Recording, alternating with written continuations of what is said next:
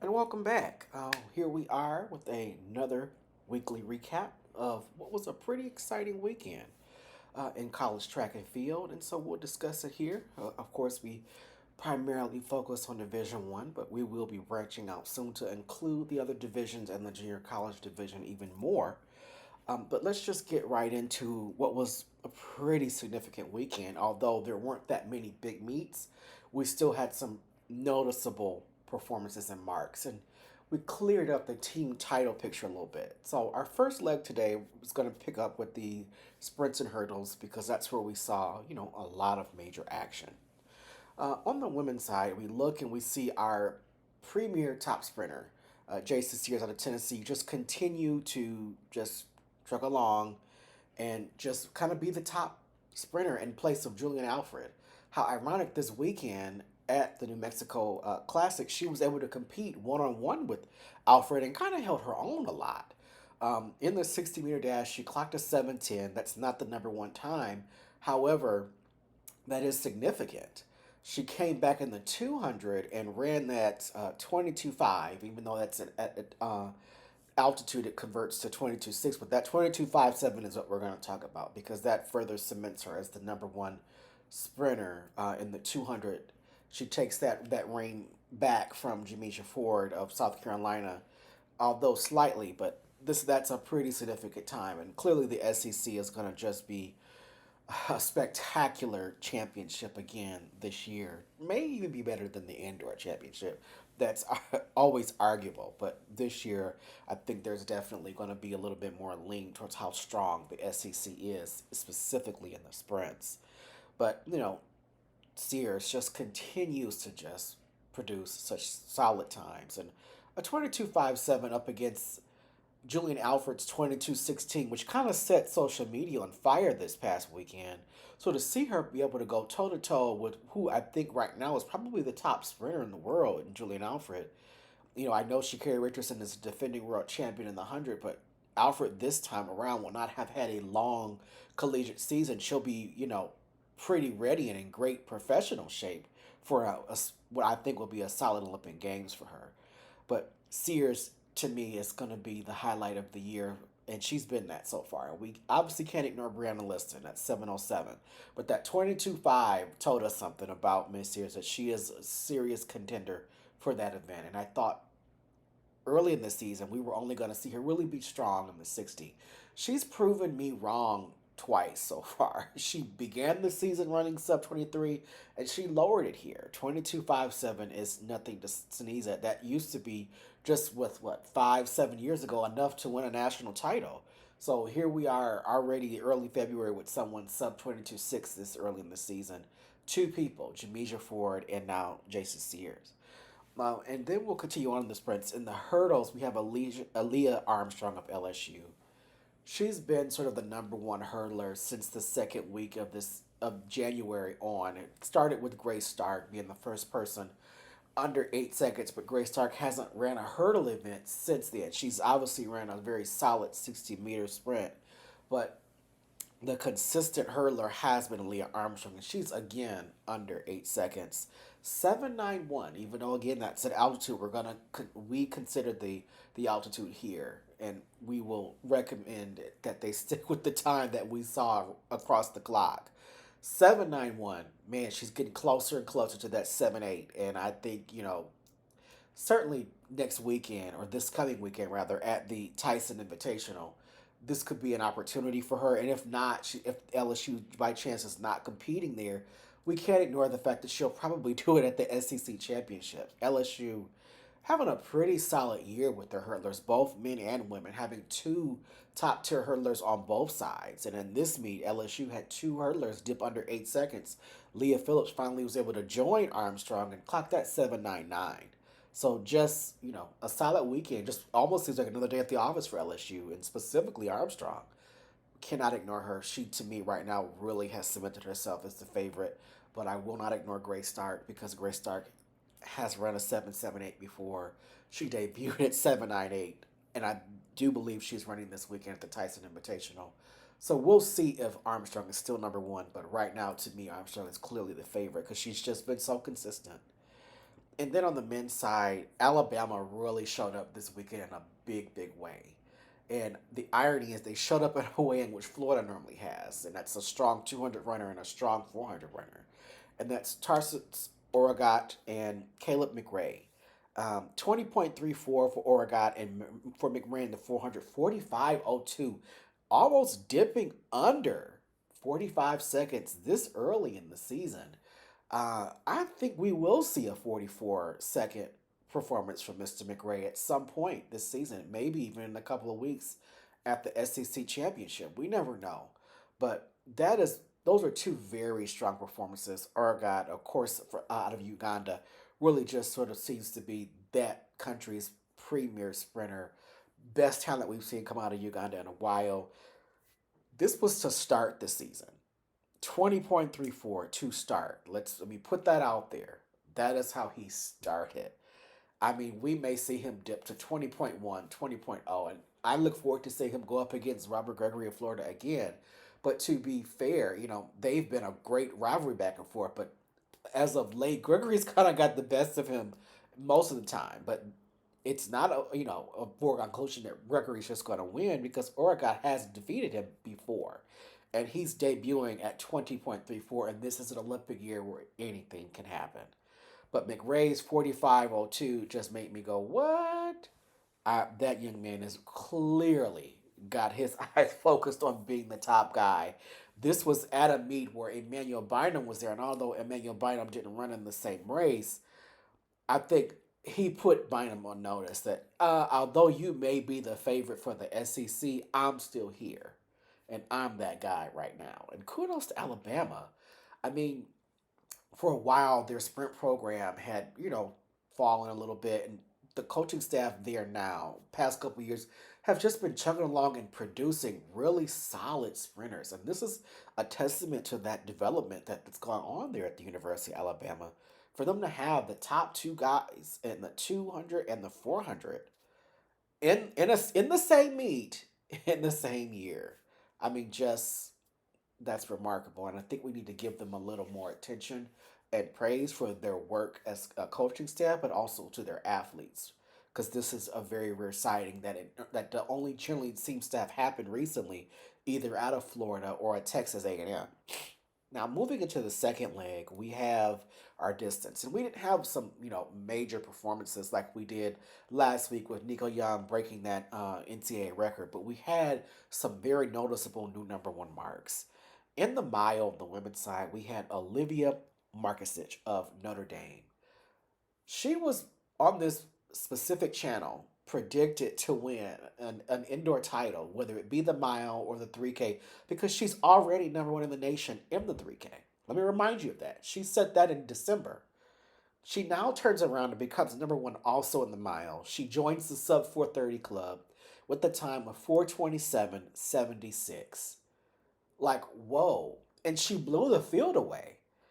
Uh, is anyone really catching this young woman and what she's putting down? A sub 430 mile, already number one in the nation in 3K. She's number one in two events. The only event that I think she would even consider trying to get number one in is in the 5K also. But I'm not so sure she can beat Parker Valley. But in the 15 in the mile or the 3K, I think she's really got a shot at winning either. It remains to be seen what she does come championship season, but I just want to go along with the ride. Seeing someone, seeing us have this many women under sub 430 this early gives me hope that we'll just have one of those great mile races at the championship meet. And on the men's side, we have Parker Wolf of North Carolina take the reins in the 3K, 7:37:41. I mean, I know North Carolina, normally known as a women's distance program, but their men have been pretty solid too, and this is a proof of that. The coaching staff has been, focusing on making sure there's better development around the board, and Parker Wolf is really becoming that guy for them. A sub 7:43K that stands out. He takes over Nico Young's 3K lead that he established in December. So this was our first time seeing that lead change within that event on the national ranking list since early December. So it took 2 whole months for someone to close the gap that Nico Young created. And what a year that he's having. Let's just put that out there. He is having an outstanding year. And transitioning now to our third leg, because this is one a whole lot of big times, but let's not ignore those two great marks. The field events. We'll start off with Akeelia Smith of Texas, who was our favorite to win the national title in the long jump. That's going to continue, I think. I think at this point it's pretty much her event. Great as Claire Bryant is, Achilles Smith has been consistently over 22 feet all indoor season. And I really think this. I think by the end of the indoor season, I think she's going to eclipse 23 feet. Smith jumped 22 feet, 5 and 3 1/4 inches, or 6.85 meters to win at the New Mexico Classic. I think that mark is so strong. She almost beat professional Tara Davis Woodhall, who just, having a great year of her own and become America's preeminent women's long jumper.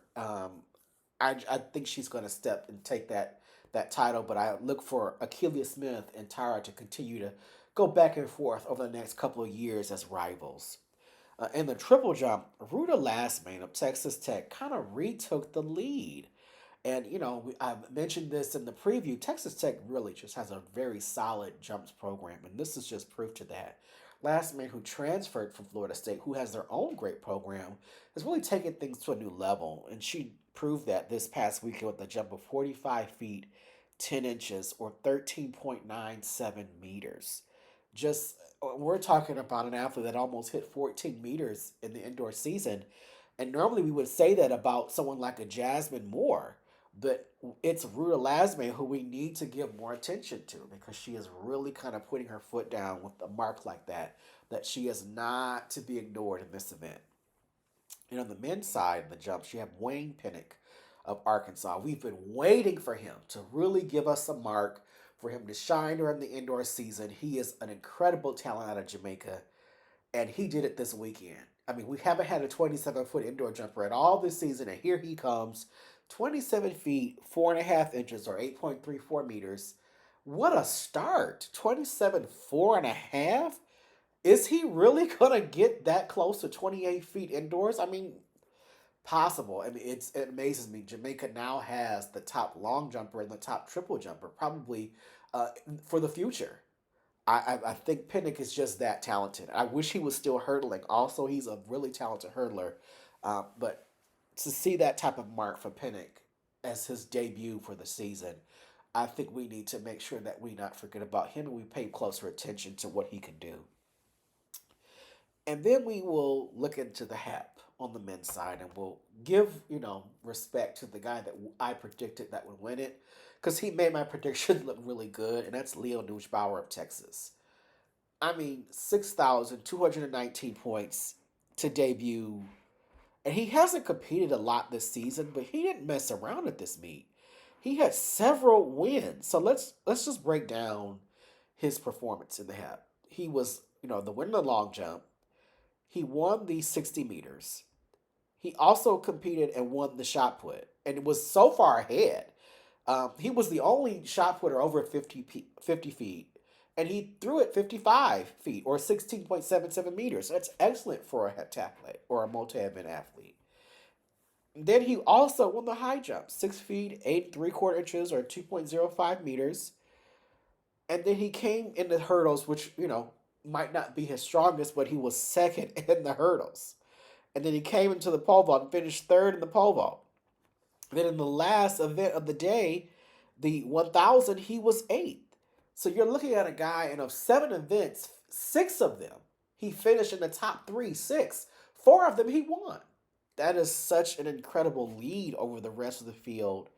I do not think it was such a easy walk in the park because um, Mason Mahachek of Washington State did give chase for a brief moment, but Leo really kind of just put his foot down, and I think he'll continue this kind of incredible pace come postseason.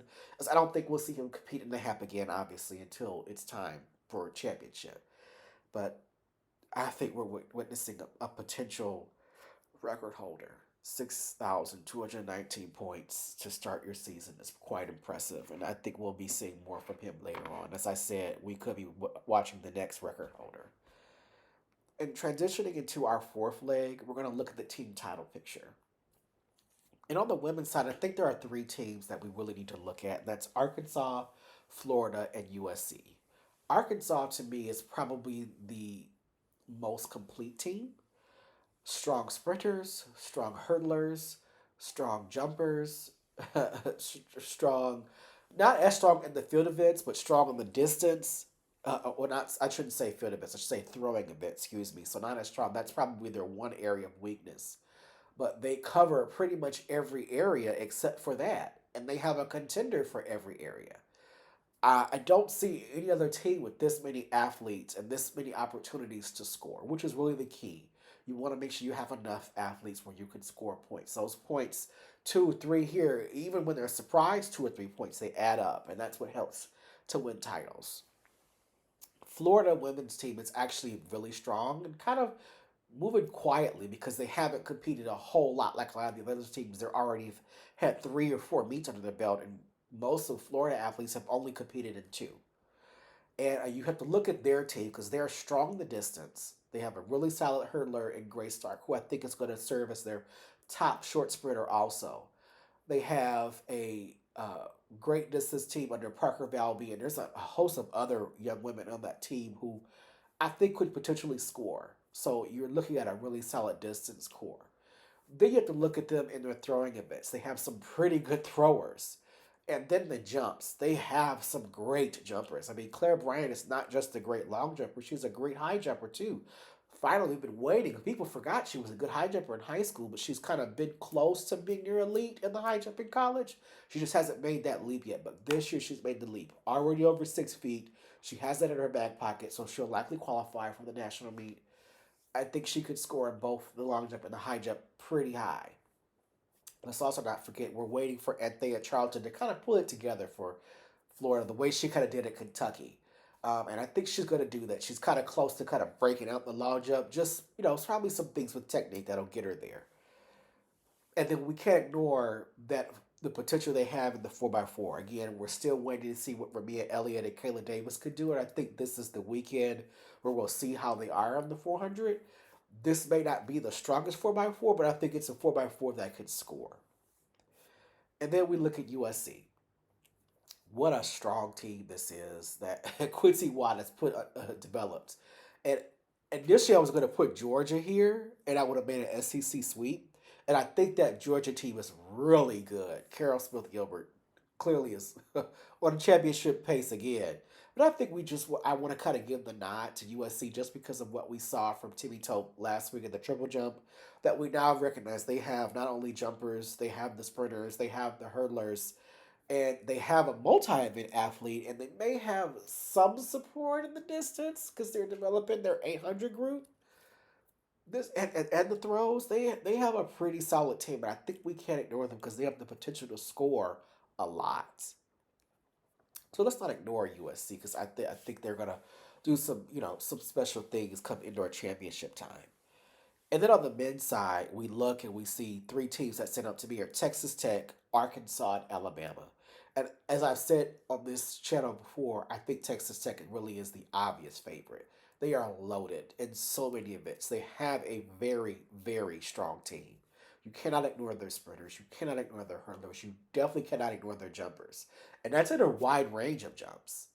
Literally a wide range. The only team with that wide range of jumping capability is Arkansas, who I also said I think they're solid number two, but they may surprise us come championship time. Texas Tech can always put together a pretty decent, strong distance group. They kind of have to. You're in the Big 12. There's so many really good distance programs. And then you can't ignore what they could potentially do with other multi-event athletes.